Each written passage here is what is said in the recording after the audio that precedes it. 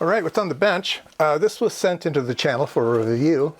It is a battery charger, so actually I have a use for one. So when they offered it to me, I said, yeah, I could use a charger. I had a really old one, like a Sears one or something like that, that just had a switch that said trickle and charge. Like it just limited the current. But these are fancy. They have microprocessors in them and displays and stuff like that. So we'll take a look at it. This is made by Andeman. I haven't heard of that company before, but it looks like they build stuff. This is the model BC-301. Battery charger 301. On the front panel, there's a switch. There's fast charge and slow charge. That's easy. And then there's some settings you can do. You can put it in repair mode or just smart charging mode. You can do auto off or maintain. So if you want to just leave it on all the time, you can hit the maintain button. Otherwise, the auto off turns off when it's done charging. And then you can set it for winter or all weather. So winter gives you a little bit more. Yeah. And then on the back, we've got, it's nicely protected. It's got a fuse, plus it has a circuit breaker for if something happens during charging, it can pop the breaker. So that's really, really nice. It's got some really long leads for the chargers. They look like they're copper, and then a AC cord. So yeah, these are about 1 meter long. So maybe even more than that, 1.5 meters. Yeah, something like that. Anyway, they're nice. They're nice and long. There's a fan in it. The fan runs when you're using it. Let me go ahead and plug it in so we can see the display. There we go. Is the camera freaking out or not? It's not. Sometimes when the refresh rate of this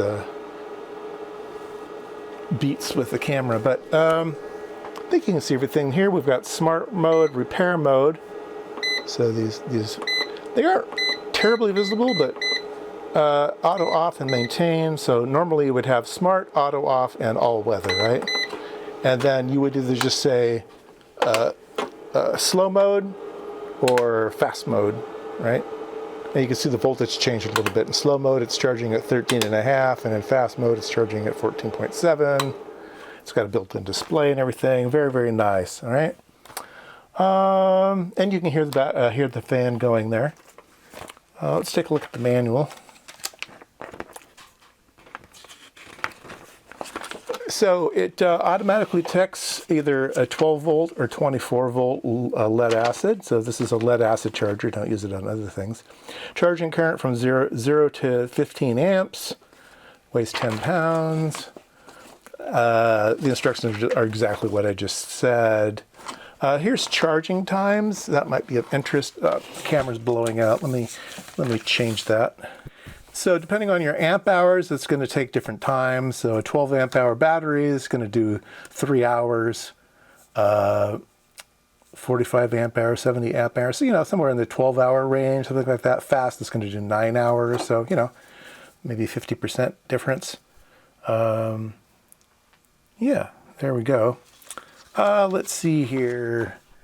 Normally, so when it starts to charge, normally it's 0 to 7.5. For 12 volt, 0 to 5 amps. For 24 volts. Let's see here, small battery normally. Yeah, so what I found, so this is a word of warning. What I found is that the lowest this thing will go is 5 amps. And so don't try to charge a battery like this, okay?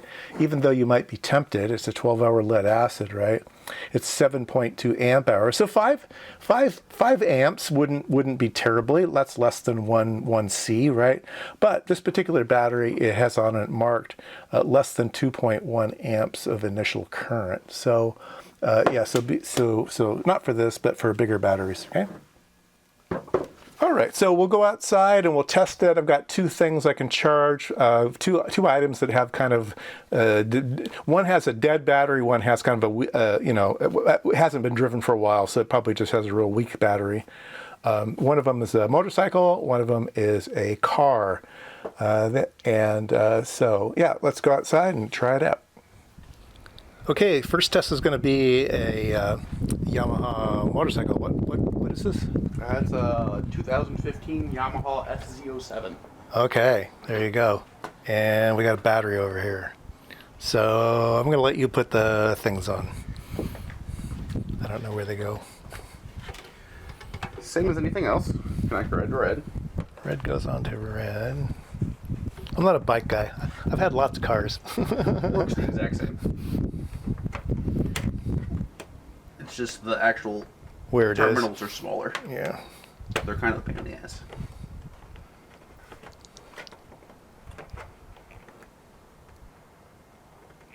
I can't tell if we're actually up or not because it's so tiny. There we go. Okay. Now you have options.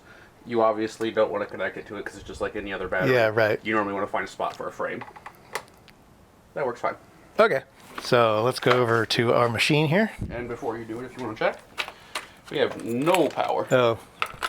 Okay, no crank at all. Well, not even that. This would light up. Oh, the dash wouldn't even light up. Okay, so we are dead battery. We are dead battery. Okay, so we are going to put it on.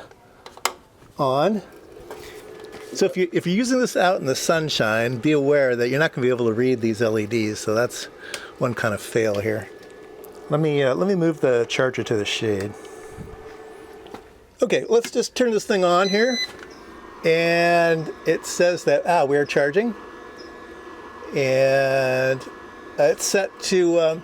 It is very hard to read these indicators outside, but it is doing 5 amps, 7%, 14.4 volts. So yeah, I say we're good to go. So now we just need to wait.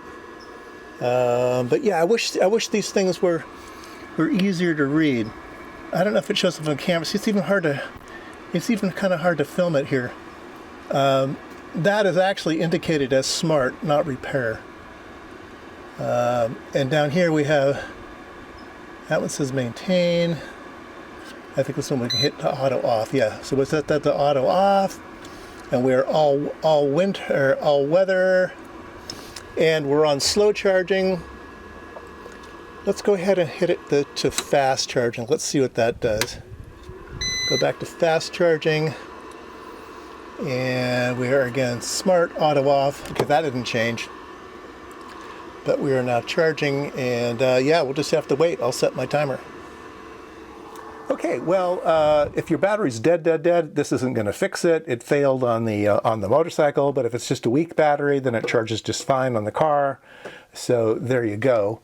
So I know on my channel, people want to see inside to see how it's constructed. I mean, that's what we like. We like to see, are we buying something that's built nice or not? So let me take some screws out. We'll look inside.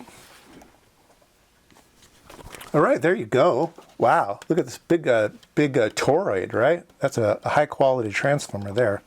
Nice toroid. It's got the normal mounting brackets for a toroid on rubber bumpers, so that's well done. Fan here. Looks like there's some type of shunt here, a current shunt that they have. This elastic holding things down. Let's take a look at their grounding here. The grounding comes in. Let's see, over on this. All right, I'm not crazy about, they tied a knot in the power cord. I'm not crazy about that. I'd rather see a real strain relief there, but it's okay. And then here is our ground. Our ground is connected to a screw, and the screw is on paint. So that could be done better. Okay, they really should scrape the paint off of this where the screw attaches to the metal here. So that's one thing they could improve. So if you buy one, do that. Make it a little bit safer. Let's see here. Well, wait a minute. Let me take a look here. Yeah, definitely. Yep, definitely. You have to scrape that off. All right, and then we have some smart electronics, and the camera is not going to be able to see that because of the lighting. All right, there we go. Looks like we have a display chip here and a little microprocessor here, and a couple extra things, a little DC to DC converter here to keep everything running on this side. So it's got its own little power supply. Yeah, pretty simple as you would expect. All right. Yeah. Again, Celastic holding everything in because this is going to be beat around, right? Anything automotive gets beat around. But yeah, I think it's built really nice inside. All right, well, that was my review of the model BC-301 battery charger. Links down below.